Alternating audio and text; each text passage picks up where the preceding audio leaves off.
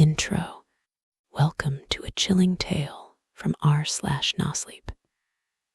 Brace yourself for a harrowing story of a mother's promise that becomes a lifelong nightmare. Narrative. My mother died 2 months ago. It wasn't a tragedy in the sudden, shocking sense. It was a long, slow, quiet fatting. Cancer. We had years to prepare, but you're never really prepared. The last week was spent in a sterile, beige-colored hospice room that smelled of bleach and quiet finality. I sat by her bed, holding her thin, papery hand, just watching her breathe. She was at peace with it. That was the strangest, most difficult part. While I was a tangled, screaming knot of grief and anticipatory loss, she was serene. On her last day, when her breathing was shallow and her voice was a dry, rustling whisper, she pulled me close. Her eyes, which had been cloudy and distant, were suddenly crystal clear. "Don't be sad, my love," she whispered, a faint, tired smile on her lips. "I'm not afraid. I've never been afraid. He's always been with me." "Who, Mom?" I asked, my voice thick with tears. "My guardian," she said, her gaze shifting to a point just over my shoulder. "My protector. He was a gift from my own mother when she passed. He's kept me safe my whole life. He's never let any real harm come to me." I didn't know what to say. My mother had always been a little spiritual, in a vague, non-denominational way. I just assumed it was the morphine talking, a final, comforting delusion. I squeezed her hand. "When I go," she continued, her eyes locking back onto mine with a startling intensity, "he will pass to you. He has to. He needs someone to watch over. You will be safe now, always." "Mom, don't talk like that," I choked out. "You won't believe me at first," she said, ignoring me, her voice gaining a strange, final strength. "But you'll know. There will be 10 marks, 10 signs after I'm gone. When you've seen the 10th, you'll know he's with you. And then you will see him." She recited the marks to me then, her voice a low, rhythmic chant.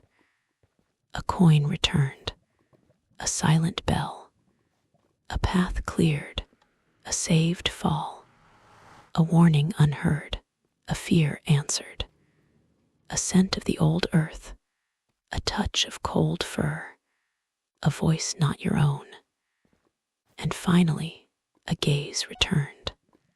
She finished, and a deep, peaceful sigh escaped her lips. She closed her eyes, and a few hours later she was gone. The funeral was a blur. The weeks that followed were a suffocating fog of grief and paperwork. I was just going through the motions, a ghost in my own life. I'd completely forgotten her strange, final words. They were just the ramblings of a dying woman, a final, beautiful, meaningless piece of poetry. Then the first mark appeared. I was at the grocery store, fumbling for my keys in the parking lot, and a quarter slipped through my fingers, clattering onto the dark, wet asphalt. It was late, raining. I looked for a minute, but it was gone, probably rolled under the car. I sighed, wrote it off, and drove home. When I got to my apartment and emptied my pockets onto the dresser, there it was, sitting right in the center of the pile of my keys and wallet. A single, dry, gleaming quarter. I stared at it. It was impossible. My pockets had been empty, but my grieving mind immediately supplied a dozen rational explanations. I must have had another one.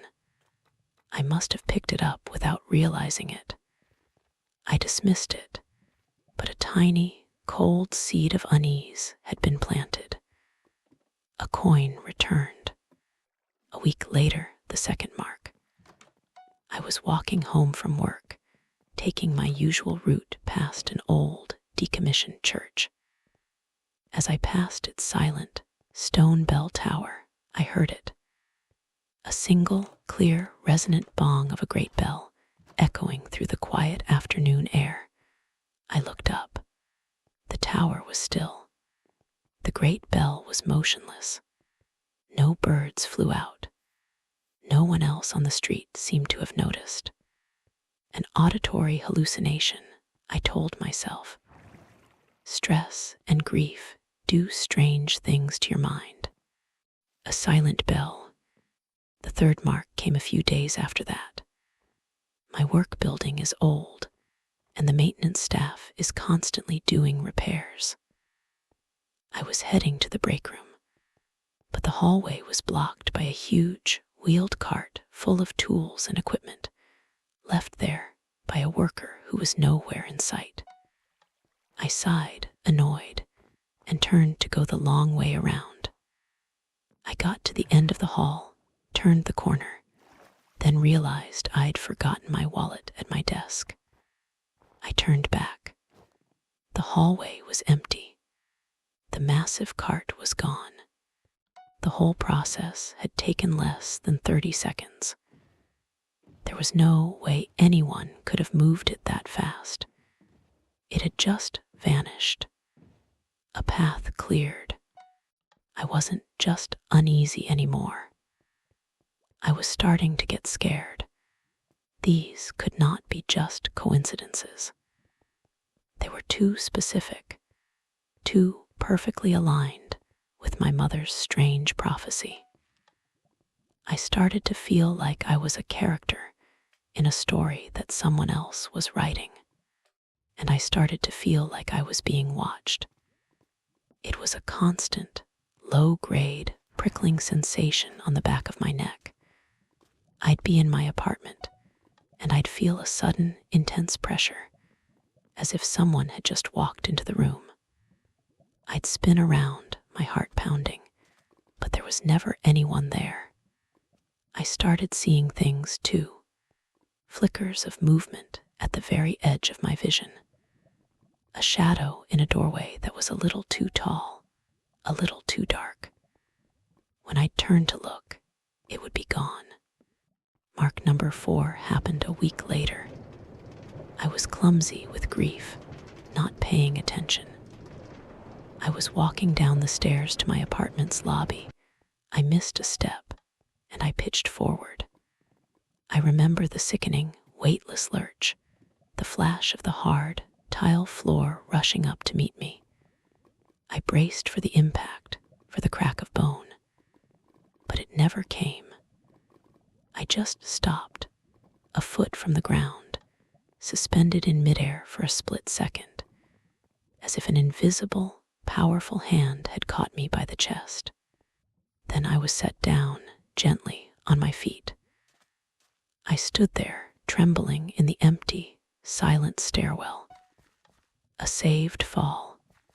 The 5th and 6th marks came in quick succession, like a 1-2 punch from this invisible force that was now ordering my life.